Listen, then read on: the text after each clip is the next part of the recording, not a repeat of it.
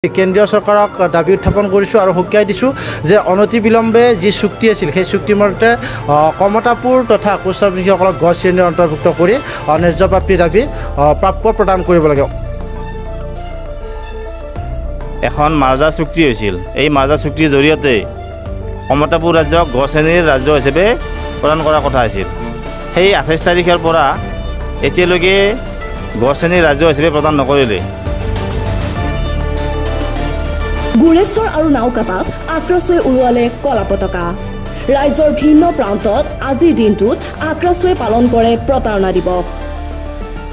তামুলপুৰ জিলাৰ গুৰেশ্বৰৰ চিলাৰাই ভৱনত গুৰেশ্বৰ আঞ্চলিক আক্ৰাছু আৰু নাওকাটাৰ কলবাৰী শিৱ মন্দিৰ প্ৰাংগণত পূব দেফেলে আঞ্চলিক আক্ৰাছুৱে আজি উৰুৱালে কলা পতাকা। উল্লেখ্য যে 1949 চনৰ আজি 28 আগষ্ট অৰ্থাৎ আজিৰ দিনটোতে ভাৰত চৰকাৰৰ সৈতে মাৰ্জাৰ চুক্তি হৈছিল কোচ ৰজাৰ।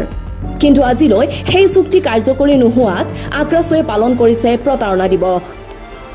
ৰাজ্যৰ ভিন্ন প্ৰান্তৰ লগতে আজিৰ দিনটোত গুৰেশ্বৰ আৰু নাওকাটাতো আক্ৰাছুৱে পালন কৰে প্ৰতাৰণা দিৱস।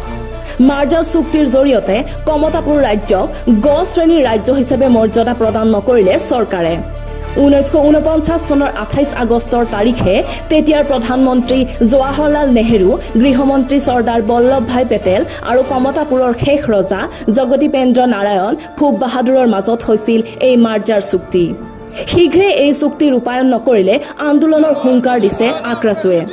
কাৰ্যসূচী উপলক্ষে আক্ৰাছুৰ বিষয়ববীয়া আৰু সদস্যসকলে কলা পতাকা উত্তোলন কৰি চৰকাৰ বিৰোধী বিভিন্ন শ্লোগান দি পৰিৱেশ উত্তাল কৰি তোলে। শীঘ্ৰে এই চুক্তি ৰূপায়ণ নকৰিলে তীব্ৰ আন্দোলন গঢ়ি তোলাৰ হুংকাৰ দিছে আক্ৰাছুৱে।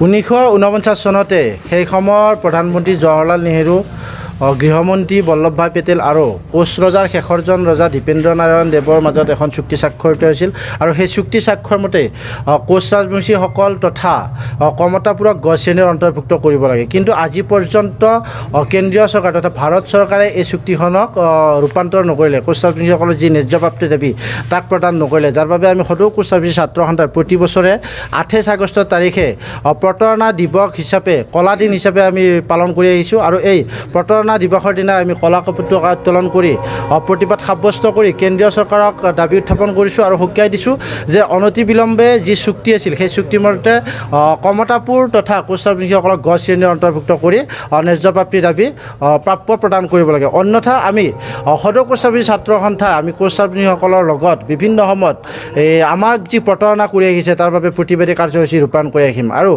যেতিয়াৰ পৰা 1950 চনতে যে চুক্তিখন ৰূপায়ণ কৰিলে বা স্বাক্ষৰিত কৰিলে, এই চুক্তিখন স্বাক্ষৰণ কৰি যি চুক্তিখন আমাৰ মাজত ফলপ্ৰসূ নকৰিলে, যাৰ বাবে তেতিয়াৰ পৰাই কোচ ৰাজবংশীসকল আচলতে বিভিন্ন দিশত প্ৰতাৰিত হৈ আহিছে আৰু প্ৰতাৰণাৰ ফলত কোচ ৰাজবংশীসকল আচলতে আজি নিজৰ প্ৰাপ্য অধিকাৰৰ পৰা সদায় পিছ পৰি থাকিবলগীয়া হৈছে।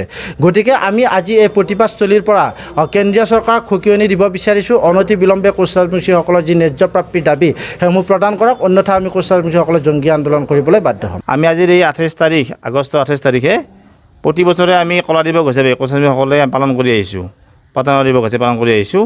1949 চনৰ 28 আগষ্ট তাৰিখে তেতিয়াৰ প্ৰধানমন্ত্ৰী জৱাহৰলাল নেহেৰু, গৃহমন্ত্ৰী চৰ্দাৰ বল্লভ ভাই পেটেল আৰু আমাৰ কমতাপুৰৰ শেষ ৰজা জগদীপেন্দ্ৰ নাৰায়ণ ভূপ বাহাদুৰৰ নেতৃত্বত এখন মাৰ্জাৰ চুক্তি হৈছিল। এই মাৰ্জাৰ চুক্তিৰ জৰিয়তে কমতাপুৰ ৰাজ্যক গ শ্ৰেণীৰ ৰাজ্য হিচাপে প্ৰদান কৰাৰ কথা আছিল।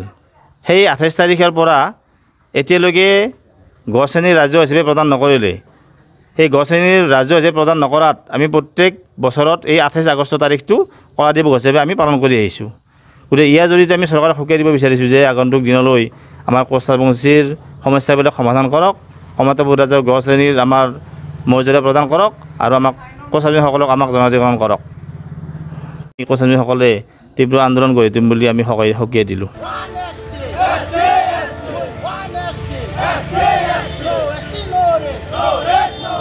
Desk report, news express Assam.